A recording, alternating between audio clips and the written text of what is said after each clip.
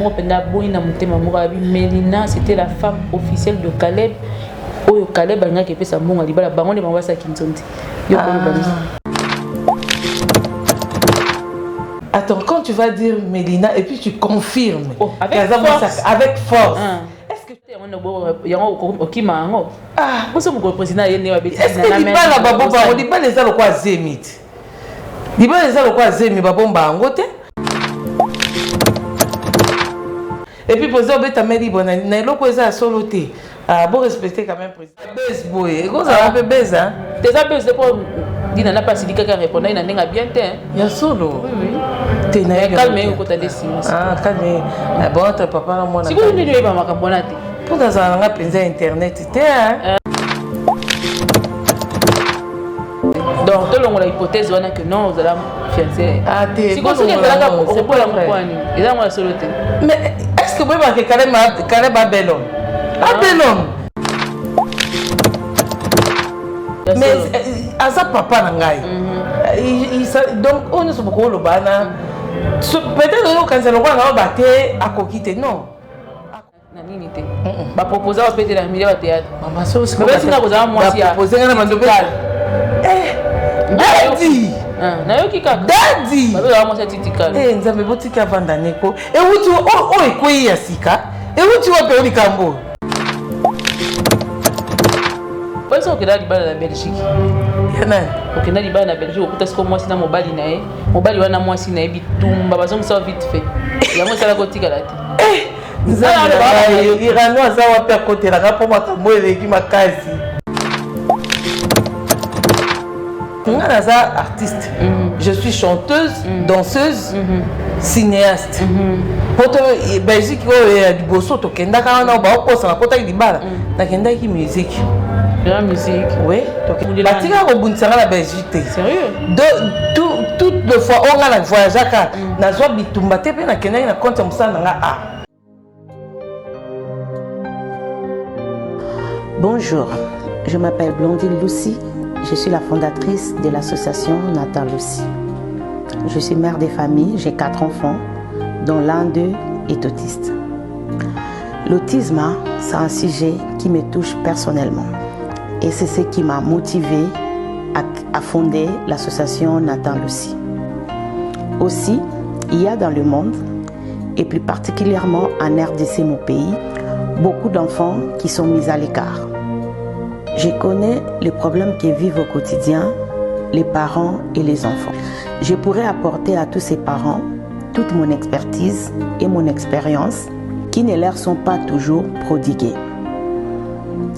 Ce que je tiens à dire, c'est que chacun d'entre nous a certainement dans son entourage quelqu'un qui souffre de l'autisme en silence. Car c'est un sujet tabou, surtout chez nous les Africains. On a honte d'en parler. Aujourd'hui, avec l'association Nathan Lucie, je souhaite mettre en place des initiatives concrètes et à long terme pour leur venir en aide, comme la rénovation des écoles, l'achat des matériels et la construction des écoles spécialisées. Bien sûr, je ne peux pas vous promettre que je vais tout révolutionner, mais avec votre aide, on peut mettre en place des actions concrètes à notre niveau. Pour cela, j'ai besoin de vous pour nous faire connaître et pour récolter des dons pour nos premières actions. Pour nous faire connaître, c'est très simple et vous en avez le pouvoir. Il vous suffit d'aller sur nos réseaux sociaux comme YouTube, Facebook, Instagram, de les liker et de partager en mettant si possible un petit message de soutien.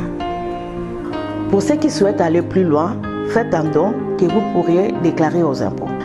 Et pour ceux qui veulent en savoir plus sur l'association, n'hésitez pas à nous envoyer un message via les réseaux sociaux ou par SMS ou encore WhatsApp. Par avance, un immense merci à tous.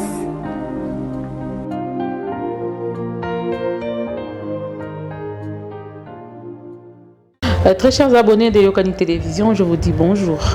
Merci énorme pour vos retours que vous nous faites par écrit, par message, ainsi de suite. Merci énorme et cela nous prouve que vous êtes ensemble avec nous et cela nous va droit au cœur. Nzamba mona papa mbola baonyo so bapona kufanda na biso. Merci énorme lisusu. Na baonyo so pe ba sepela ko simba pe ko zala na biso ensemble. Na ke komona bongo e ba bengaka Fernando Finda moto ba yembeli nzembo kitoko.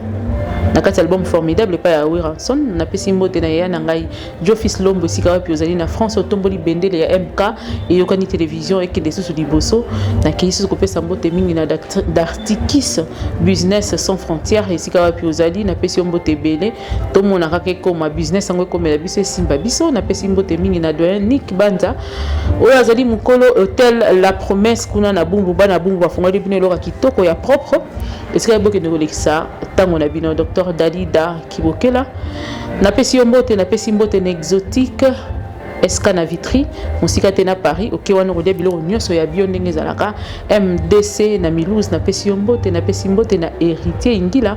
Merci na séjour na yo awa tozo la PGC na Milouz tozo la yo awa na kati Kinshasa. La femme de distinction mama de Dibala na pesi mbote sika wapi ozali kuna kana Paris pe lisusu na pesi mbote na Angèle Mwaka na Londres na pesi mbote bana Londres boya su se belé pe na Angèle Mwaka na bino besoin talaka bino na pesi su mbote na Dalida Kibokela na Paris toujours ba oyo bazalaka yangai ya tongo midi pourquoi il y a na beaucoup de respect exotique SK na Vitry na pesi mbote na pesi mbote lisusu na MDC na Milouz on a bengaka ye Mardoché na Milouz maître vraiment merci énorme parce que tozo la bino na kinérité ngila na Kinshasa tozo la yo toujours ya propre pe ya bien big boss Jean-Gand de motema ya maman Janine Kanga tokewa piso ki place mususu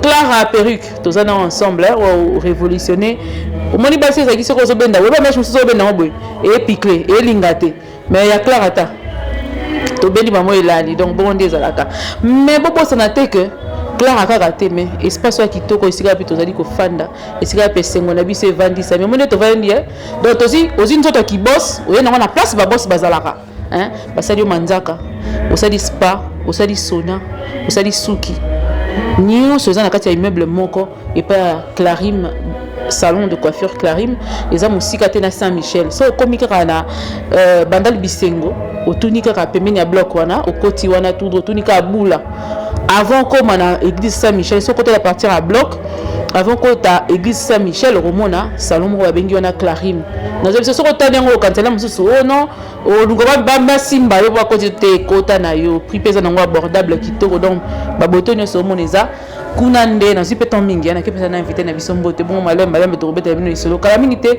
irano kela tshela biso image wana ya salon si manango tozonga to pesa invité mbote po to beta pena isolo ndenge sengeli o tchango na ba chaîne nyonso po ici na nazali na zana ba na ba charge nanga na otambo na bango bongo ne yokani pe otcheli biso apotoleki tshela biso na irano kela na sima caméra tshela biso séance oyo to pe vidéo ya salon Clarim ba mona nanu l'aisance la force le confort qu'il y a et puis on revient tout de suite continuer avec notre invité à tout à l'heure Medina Mbongo au moni cadre ondé bon tant na kotaki na mona c'est comme si j'avais l'impression qu'il y en a à Dubaï je suis chez les Arabes vraiment cadre kitoko makasi exact salon Clarim mais on kana Kinshasa on a Dubaï oui que bato muso ba série na makambo na bomba osala atali na communauté a visible on est nyonso cher donc eza lokola à Picoli salon na ville to na Dubaï aye na mosiko na cité exactement en tout cas félicitations félicitations maman Clarim vraiment mon seul esenga bongo qui sérieux na mosala mutesa la distinction merci vraiment boya ebele tout est là donc so yo aka ndingo yeli atoza kao awa to konda musayo télé ba traitement ya peau ezali il y a ba perfusion ezali ba traitement de peau toza na sauna toza na spa toza na onglerie toza na suki tout est là donc c'est un peu ça tala boy polani kala ngaye siko yo ngaye yo obika photo pita di solo ya nyonso to pita nyonso de lo biso yo na MCO et botami ndenge nini et ça la ndenge nini nanu avant toute chose bon MCO et botami MCO azana bébé botami ka mois passé je crois le 27 entre le 11 vers la fin du mois fin du mois MCO à Botami parce que la chaîne Nabiso ainsi va la vie TV. Tous les ans, moi, Coco Somoro Boye. Ce qui fait qu'on ne pouvait plus continuer là-bas. Et moi, Natoboti, moi, Nasika, MCO, qui veut dire tout simplement Mélina Cinéma officiel. Donc je demande abonner Nabiso Nyonso ya ainsi va la vie TV, pour traverser Nabino, pour banga Nabino te boya koto yo, boko sepela. Continuation avec Essengo Nabino et qui tina MCO. Tu retiens là-bas une vidéo, tu as amorcé la vidéo, tu retiens là-bas on a ainsi va la vie pour leur demander de venir nous rejoindre de l'autre côté parce que Kounande, ma solo n'y a pas suite, n'y a pas posé la question et tout ça, les cas sans réponse.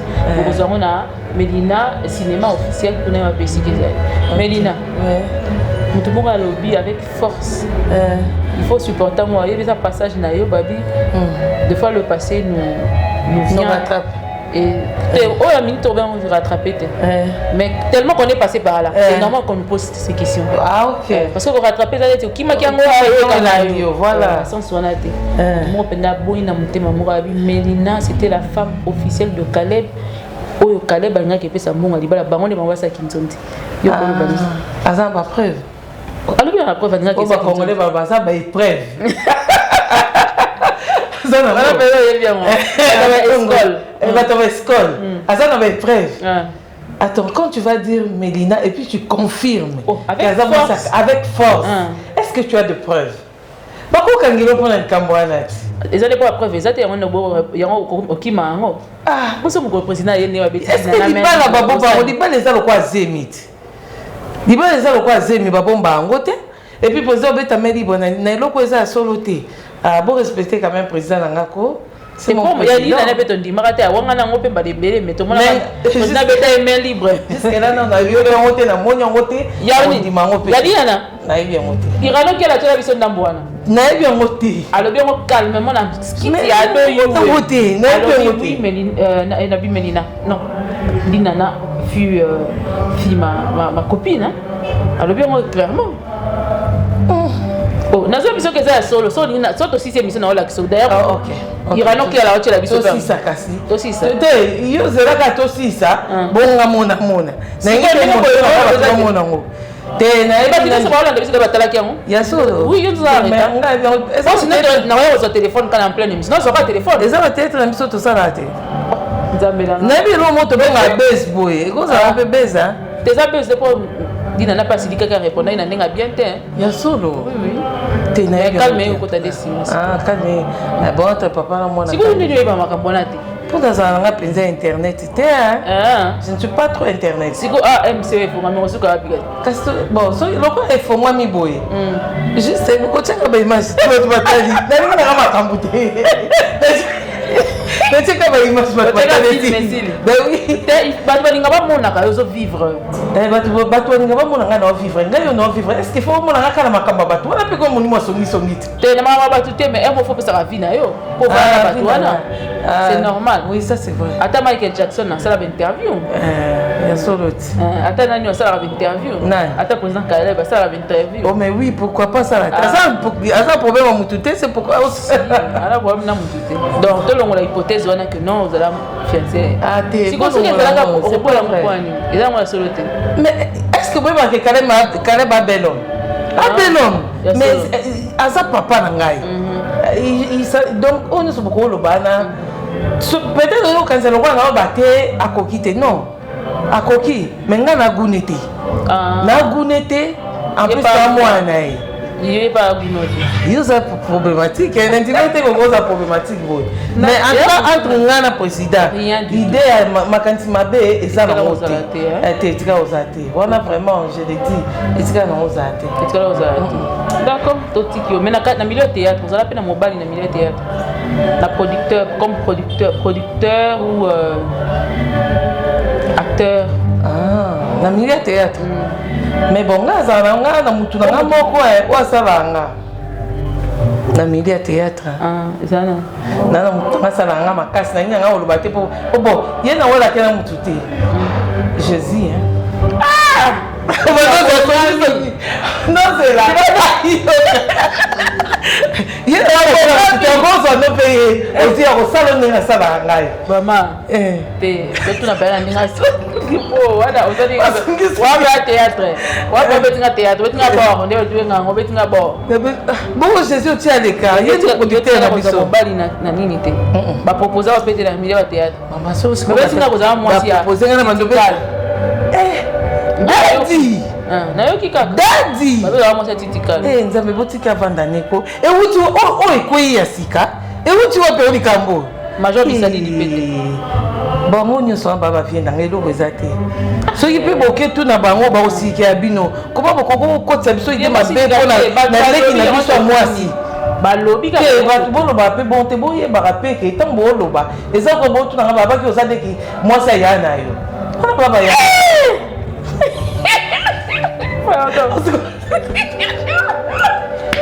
C'est quelqu'un qui a parlé. Je lève mes mains. Lève-les, ma chère. Il y a solo, hein? Ben oui. Oui, parce que c'est un robot tout là. Aussi. Tuna, Luca, Tuna Nazar, je suis là pour te répondre. On a qui m'a raté. On a raté ma casse. Et parce qu'il va me soigner ma question. Et comme ils sont dans le Kima. Bon, Tuna Kaka, on va répondre. Na kota sus. Kota na yo. Na tuna sus. Tuna na yo. Bon libalo ke na Belgique. Libalo so ke na libalo na Belgique. Yana. Ok na libalo na Belgique okuta siko mwasi na mobali na ye. Mobali wana mwasi na ye bitumba bazongi sa vite fait. Ya mo sala kotika la te. Nzala irano za wapi akotela ngapo makambo eleki makasi. Donc, on est en Belgique quand même. Dans Belgique, Belgique, je suis artiste. Je suis chanteuse, danseuse, cinéaste. Pour Belgique, il y a du beau saut. Il y a une musique. La musique. Oui, il y a un concert en Belgique. Il y a ce festival, il y a musique croisée, Yambi.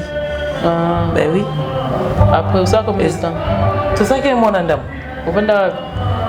Tofandaka na hôtel moko na gare du midi hein. Gare du midi. Ouais. Tofandaka na bosa komba hôtel ngo. Bongo banota musina mutu bakati. Te biso banota mwana mituka ya kuna ezaki organisation ti. Outi na hôtel OK place Borobeta tozaki belé na zenga moko te. Mais moi je te dis ce qui s'est passé. Maintenant toi tu veux m'apprendre.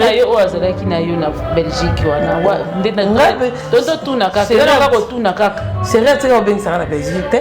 Nga la Belgique na musique croisée. Batika ko buntsanga la Belgique. Sérieux?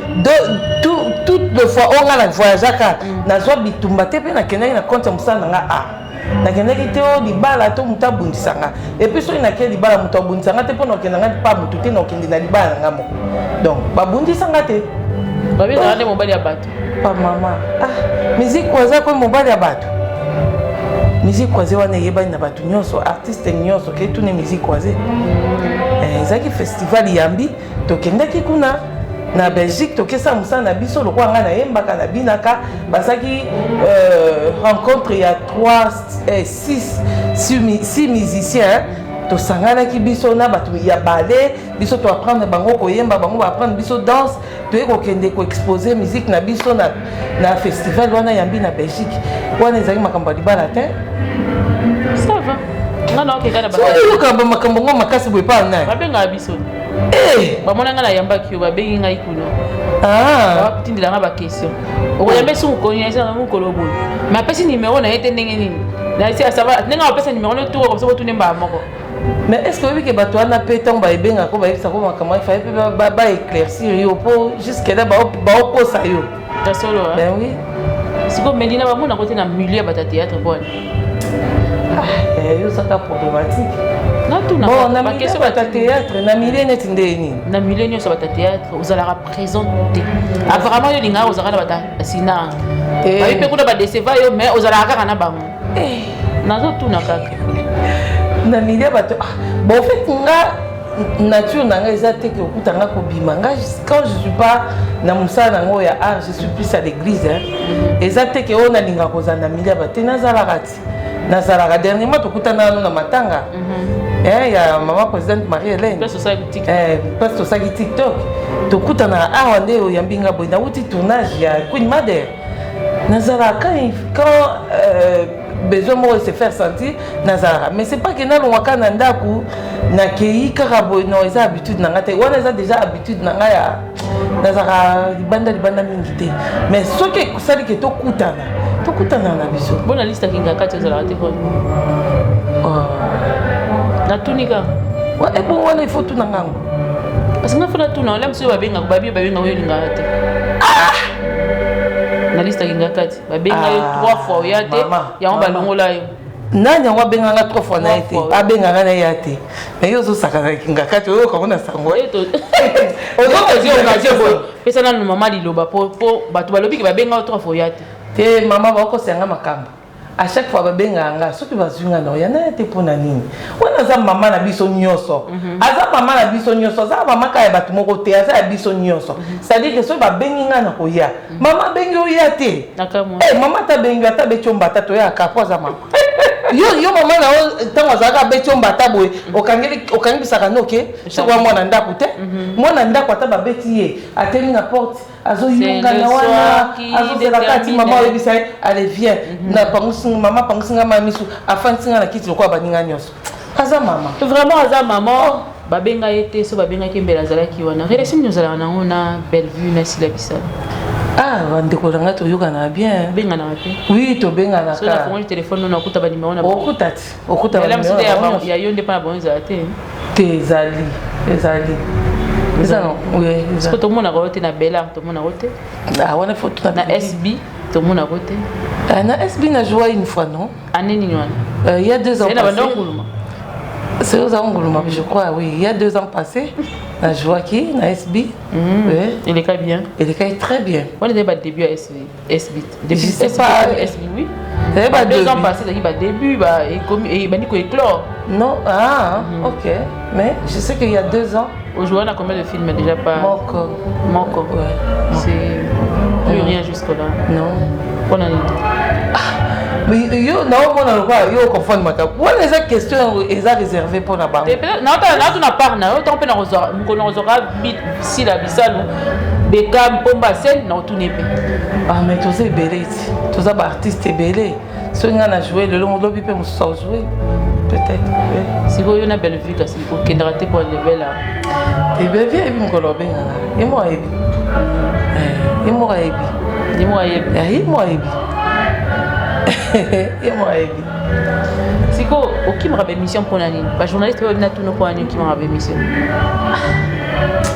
nakimaka bémission te ngai oyo ti en fait nazomona kaka koloba eloko moko bayaka na émission so oza na banouveauté mais quand tu n'as pas de nouveauté oye kaka boye bilobelaka esopa ope ya moko ti bo yo mpo benga déjà aussi téléphone no bengi SB to Sila Bissalo mpena est-ce que bokoki kozonga na film vous faites ça aussi bato basala bongo eba ebele kutu ebele nga na biso irana okela na kosi te nga nasalaka nanga bongo te mpo nayebi ke le jour où elle avait besoin de moi abengaka ngai moko siko nga na bando benga ndeni ye moko abengaka nga mpenza abengi kutakutanga tatikeli nga message ntango nga nakoti na rappele ça veut dire que besoin moko se faisait sentir mpo na nga nga nayebi ke bango babengaka comme nga mpe soki nasala nakobenga moto ça Melina Mbongo na scène oza présente te mikolo oyo mpona nini eza parce que yo moko ose retire nanu ou c'est quoi ou carrément ozo concentrer mpona bafilme moko koyela biso kala mingi te qu'est-ce qui se passe exactement est-ce que c'est un souci de producteur de sponsor c'est quoi bon la scène koloba que je suis pas présente na me retirer non je peux pas me retirer parce que eza mosala na nga soki nao préparé film ya makasi oui mais est-ce que tout ce temps on me retirer kaka mpona film non si je me retire peut-être que toza besoin loboko moko esokolaka lisapi moko esokolaka te po esokola efai comme 5 ekomi loboko ozomona donc quand tu fais tout à la fois oza tu au four et au moulin ça fait que eza poids ça pèse un peu alors on se bat on cherche de producteurs et tout qu'on sort est-ce qu'on a théâtre producteur ezala bon producteur à cause producteur lelo penza bazali lisusu te peut-être sponsoring ben depuis peu bamakambo ya bacovid oyo elandisa mwa makambo mwa ebele mais biso tokolinga mpe kaka te todisparaître ntango makambo oya olamuka ekuta nga nalala déjà non ekuta kaka na obundamo ntango makambo elamuka ezwinga mbala moko toke non. Est-ce qu'il y a un film qui se prépare déjà? Oui, il y a un film qui se prépare. Mais jusque-là, naza on a écriture. Naza on a écriture. Naouta aussi ça mon karaté.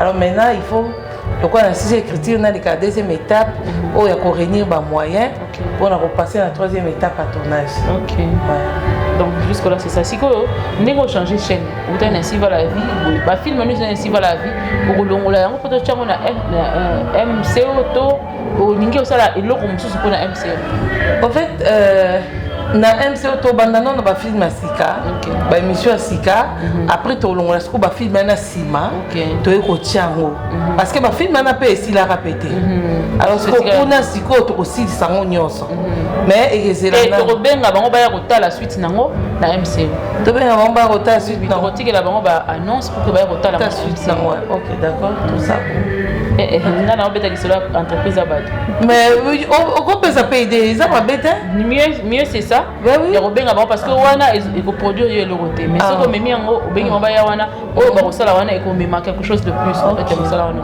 ça. D'accord, merci pour les conseils. Merci, je vous en prie. Film yango outi ko si c'est écriture. Est-ce que vous yeba ta titre nango? On ngi te. O bomba onka. Ba mona onka ba moko. Ba mona onka la minte. D'accord, Melinda Bombo, lelo nalika ko attaquer moi makasi. Makasi pe. On ngana nanu moi ndambo. Oyeba de yake MCO e bandi. Donc ils ont la vitesse à ndenge mususu. Et au fur et à mesure trobeta masolo pe mususu. Oui, goya lokola sur passage nini na yo ndenge nini obanda théâtre ti lelo place oyo komi. Mais qu'est-ce que tu as retenu na kobanda na théâtre ti place au komi? Leçon nini ozo na kati ya monde wana okota? Maîtrise de soi. Leçon na zo makasi na monde à théâtre eza maîtrise de soi. Parce que na monde na biso so za maîtrise te. Pour ça n'importe quoi. Pour ça vraiment n'importe quoi. Pour monde na biso eza blague te. Du coup tu apparais après disparaître ba tu so ba koka bongo te. Mais pour nous koka pe ko surpasser ba makambo ebele pour za na maîtrise de soi. Et comme ça une grande fille et qu'on ça na moto d'anios. En tout cas na CP la rosa là et ça on a pas regretté tes vies na mobimba cause artiste.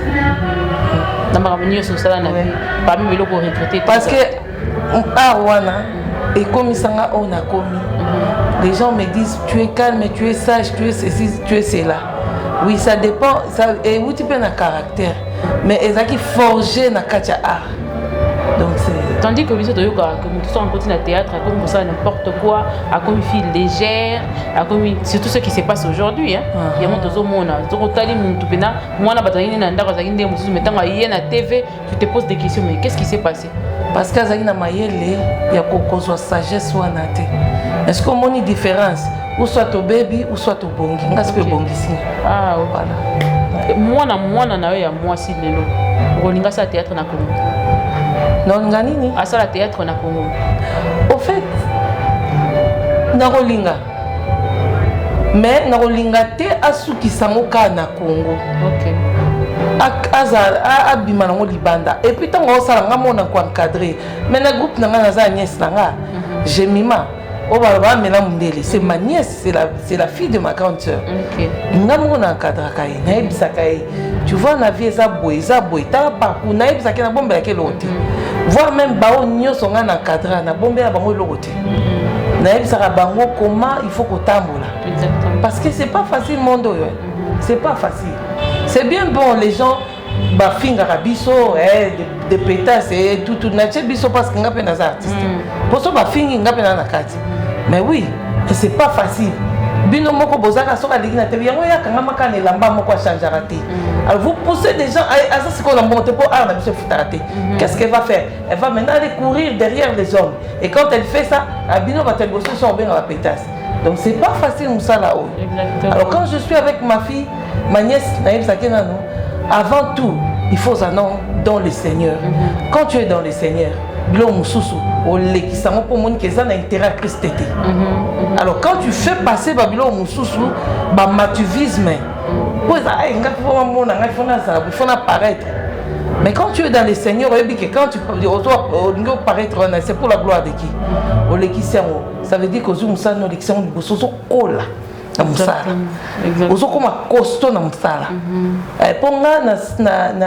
les gens, quand on va à la caméra, quand moi je joue, après, on va beaucoup. Parce que j'ai eu le temps, il y a commis forger. Ok, vous avez eu le temps de vous forger et on te permettre que vous allez Comment avez-vous pu gérer le succès? Au salon, pour gérer le succès, non, parce que tout le monde a battu belé, succès, même quand on a tout le monde a battu belé. Est-ce que, et comme là, pendant l'ère de gloire, au monde a beaucoup de gens courir vers toi, des hommes par exemple. Comment tu as pu gérer? Beaucoup de gens. En fait, c'est pourquoi je t'ai dit, Moussalo, il faut d'abord qu'on soit Christ, qu'on brandit rien dans Moussalo. Quand tu brandis Christ, on a limite et belé. Parce que les gens viennent, ils battent malonga. Vous comprenez? On va resto, invitation par-ci par-là. Mais au Tali, après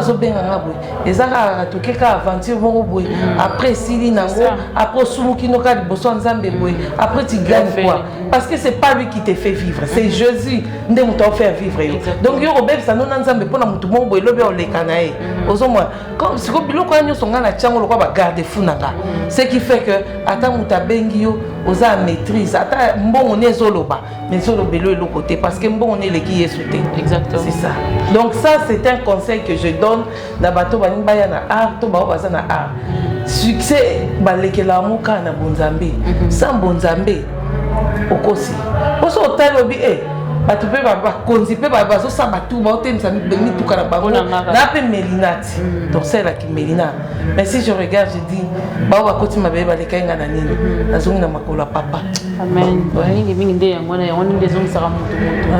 Parce que ce Saint-Esprit dans la catine, on doit comprendre pour comprendre, il faut vraiment maîtriser le Saint-Esprit dans la moussala.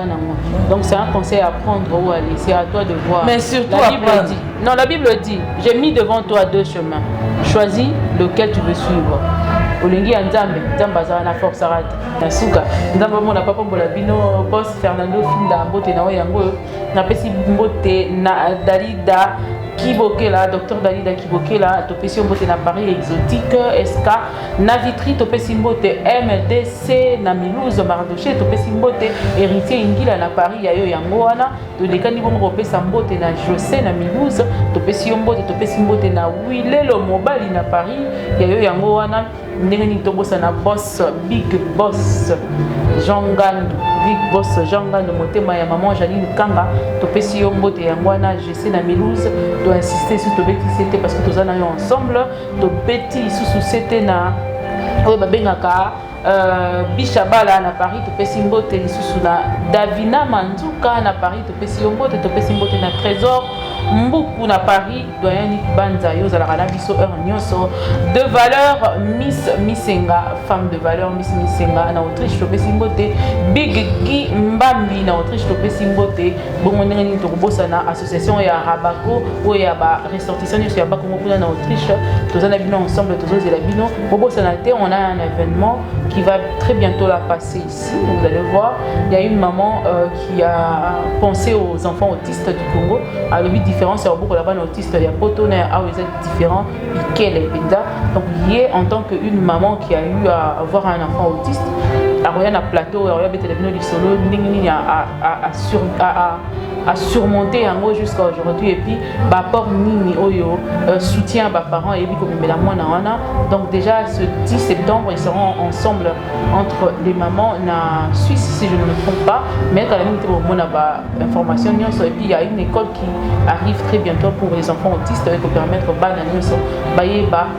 chance en main parce que nous la dépendant. Je crois que c'est un peu ça. Aussi ces émissions sont pour autant remercier mokolo beau cadre oyo nyonso oyo ezali salon Clarine oyo yambi biso mpona batournage na biso oyo kotia désordre te totravaille ici on travaille quoi bongo okuta spa okuti nyonso oyo ezali ya service ya beauté ezalaka awa na batraitement ya boso nyonso ezali awa ndeni na 600 pourtant koloba merci na Clara Perruque nesika pe ozali déjà na yebi ke bacha ezokota ya sika ezokota biso pe na kati elongo tokosepela donc kaka ndenge ezalaka nde tokutani bongo sur notre numéro sur cette même chaîne ou sur le chaîne où nous passons. N'hésitez surtout pas de vous abonner parce qu'on a des très bons programmes à vous proposer et très bientôt vous serez satisfait de ce que nous allons vous mettre sur la table. Que Dieu vous bénisse le partout. Au revoir.